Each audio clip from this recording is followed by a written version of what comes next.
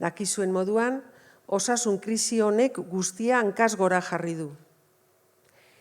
Ez jakintasuna da nagusi. Inok ez digu ziurtatzen, abenduan, oraingo egoera honi eutziko diogun. Hobeto egongo garen edo itzialdi berri baten erdian egongo garen, ez dakigu. Beraz, imaginatu dezakezue parean daukagun egoera zaila. Batez ere, ziurgabetasunez betetakoa dalako. Dena dela, gaur prentsaurrekora deitu bazaituztegu, egoera zail honen aurrean ere, erantzuteko asmoa daukagula erakusteko da. 55. Durangoko azoka egingo da.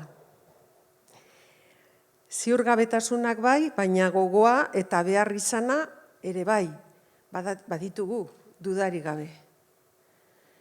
Kulturak salbatu gaitu konfinamenduan.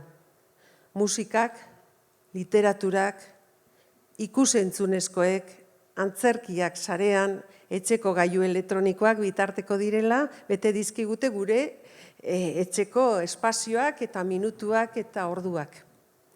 Eta zer? Eta egoera ezoiko honetan, sektore kaltetuenetako bat kulturgintza izan danean. Eusten egoera zail honi, eusten saiatu gara.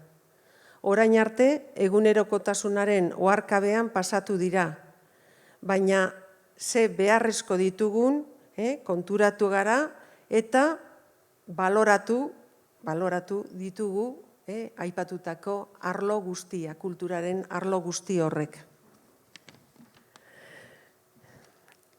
Une batez, gelditu egin zitzaigun bihotza, dan hori.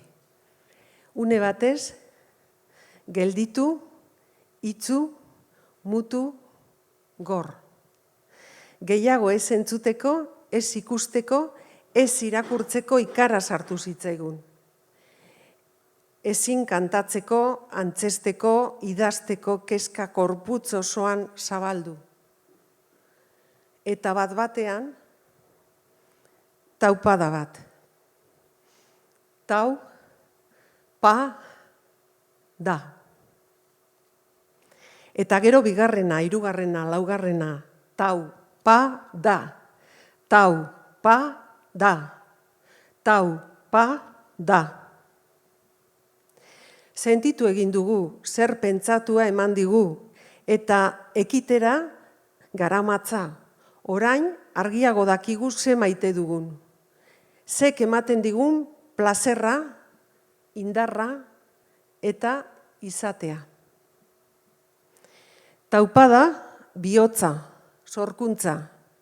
Taupada gorputza, bizitza. Taupada jendea, kultura. Tau, pa, da. Tau, pa, da. Tau, pa, da. Hauxe, 55. Durangoko azokaren leloa, taupada.